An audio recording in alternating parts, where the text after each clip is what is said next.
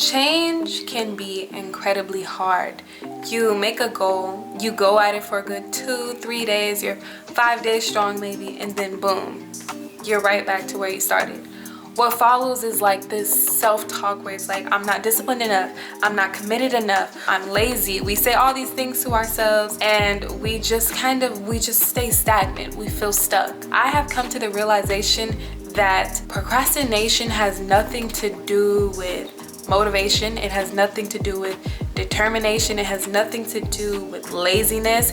It purely has to do with the way that our brains perceive the change that we're trying to make. There is one thing inside of you that controls every single part of your life, and that thing is your reptilian brain.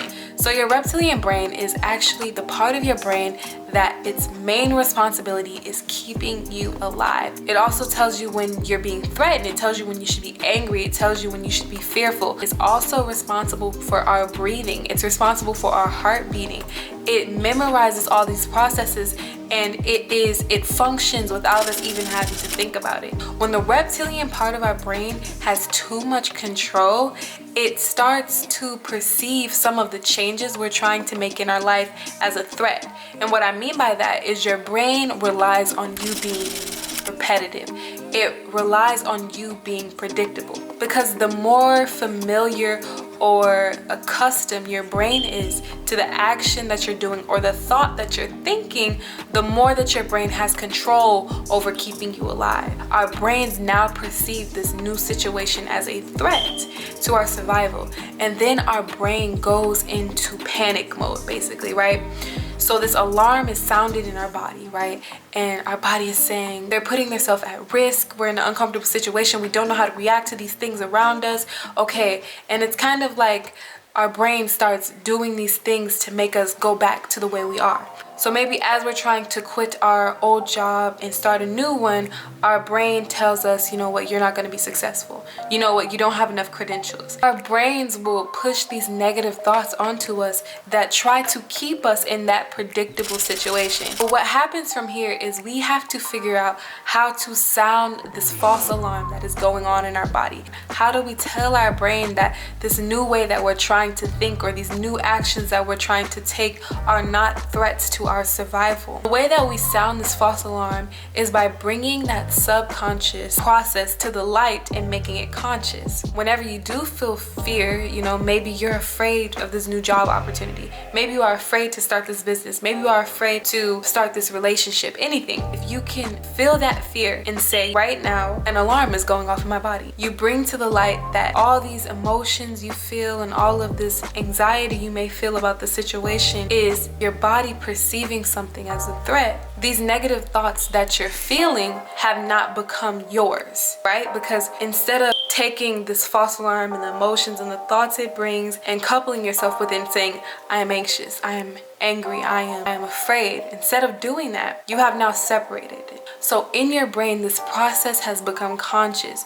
You now see, okay, here's this process because of some perceived threatened situation. You have that here. Here's you, which you are the container of these thoughts. The goal of this entire process that I'm about to explain is not always choosing you, but it's about the separation itself that creates that space where you're slowly going to stop allowing that false alarm to win. That is the solution. Being aware that this process is happening. Once you have separated it, those thoughts will less and less become you. The negative, the anxiety you feel, the nervousness you feel about the situation will slowly become not yours, but a separate entity. You are claiming your power. You are showing your body, you are training your reptilian brain that you are the decider of who holds these emotions and who holds these thoughts and who decides to either procrastinate or put off something because of some fear. My next and last point is we can use the power of visualization to better gain control over ourselves. Our brains don't understand language. Our brains see and they are stimulated by images. When we're nervous and we're about to do a big presentation, all we can see is the eyes staring at us. We can feel the anxiety that's going to be in our chest when we start speaking. We can feel our hands shaking. We visualize all this negative stuff happening, right, when we're anxious, and that creates this emotion. Although we keep saying the words, you know, it's gonna be okay, it's gonna be okay, you're overthinking, you're too nervous, it doesn't work, because our brains do not speak, our brains do not understand language, our brains can only visualize. And when the only image in your head is it going wrong, that's the feeling you manifest in this present moment. And it's not easy, trust me, it's not easy to just sit there and say, okay, I'm gonna visualize something good happening. It's not easy, but it's you trying, you planting that seed, even if it's a tiny little seed, even if you can't fully grasp that full feeling of what it feels like for everything to go right. It's you planting that seed that eases that panic mode. It eases that, it sounds that alarm, right? And you visualize everything going right. You see people smiling and laughing because you had a great presentation. You feel your heart warm inside because you thought, although you thought it was gonna go wrong, it went perfectly right.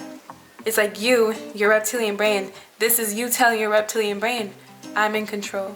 Everything's okay. Let me feed you this image to calm you down. And it calms down and it subsides. And then all there is you and your power. To wrap this video up, the main point I wanted to make is that you are in complete control.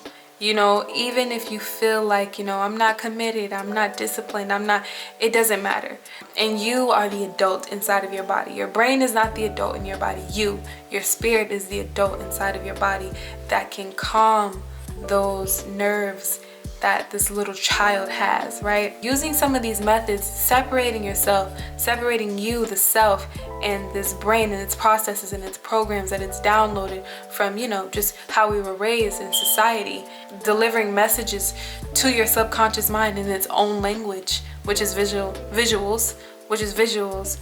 you are able to claim your power, and you're able to be in charge of your body versus anything else. To wrap up this video, my name is Kiyomia. I make content about self-love, about healing, about growth. And if you're on a journey trying to find more love for yourself, trying to, you know, just become closer to yourself or closer to your spirit, you can subscribe to the channel. We talk about so much on this channel, so much more I want to talk about. If you have any topic you want me to explore, let me know. But I hope everyone found this video useful, and I'll see you in my next video.